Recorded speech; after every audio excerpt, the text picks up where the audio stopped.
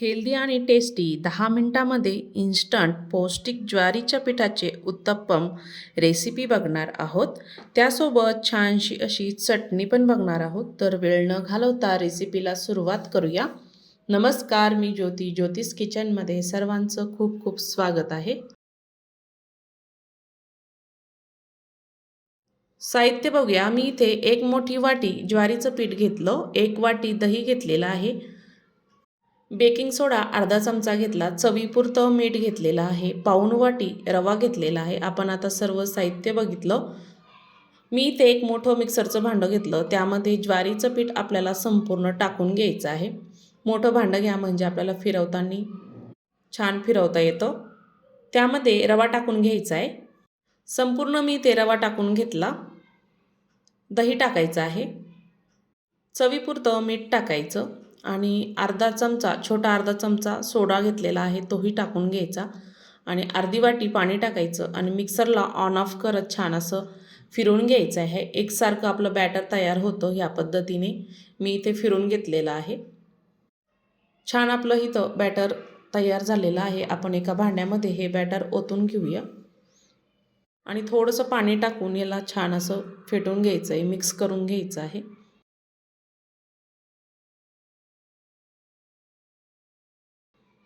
आपण आधीच ह्यामध्ये सोडा टाकलेला आहे, त्यामुळे छान फेटल्या जातं आणि पीठही जास्त आपल्याला भिजू घालायची गरज नाही आहे. मी इथे एक 5 मिनटासाठी झाकण ठेवून घेतलं. चटणी तयार करूया.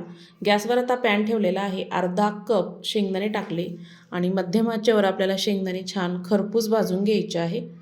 साल निघेपर्यंत छान अशी शेंगदाणे भाजायचे, म्हणजे चटणीलाही छान चव येते. शेंगदाणे आपले छान भाजलेले आहे, एका प्लेटमध्ये काढून घेऊया.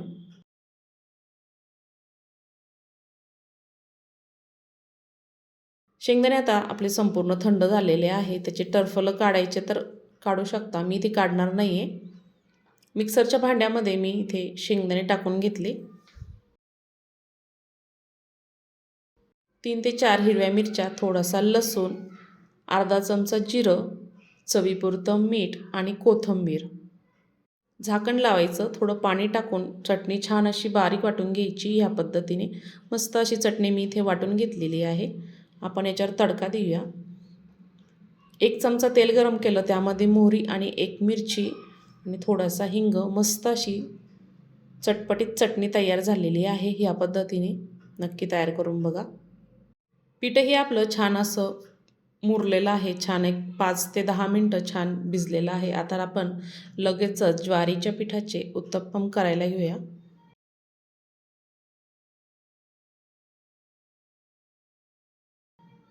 बॅटर आपलं जास्त घट्टही नाही आहे आणि जास्त पातळही नाही आहे. ह्या पद्धतीचं आपल्याला बॅटर असायला हवं.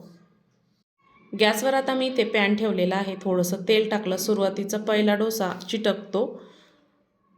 तुमच्याकडं जर निर्लेपचा तवा असेल तर चिटकणार नाही, तेल टाकायची गरज नाही आहे.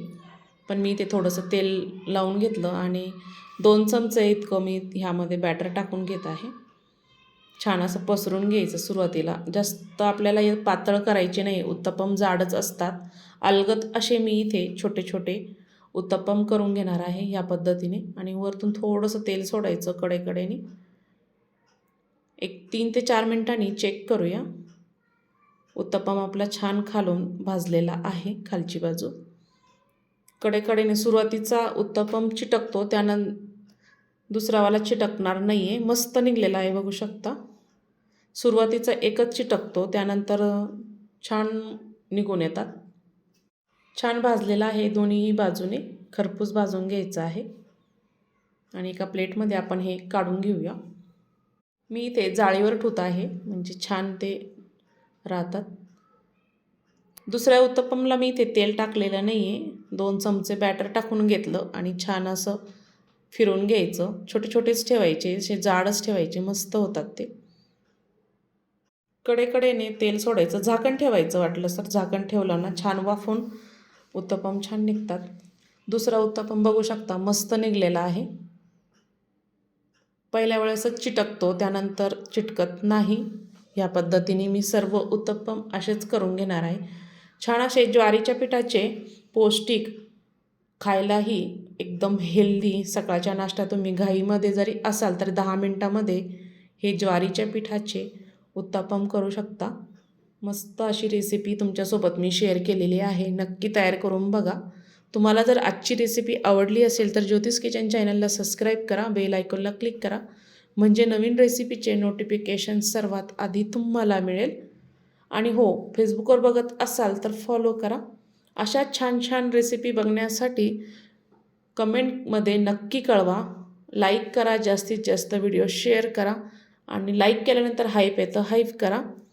तुम्हाला तुमच्या एका लाईक आणि कमेंटमुळे मला प्रोत्साहन मिळतं. नक्की कमेंट करा, जास्तीत जास्त व्हिडिओ शेअर करा.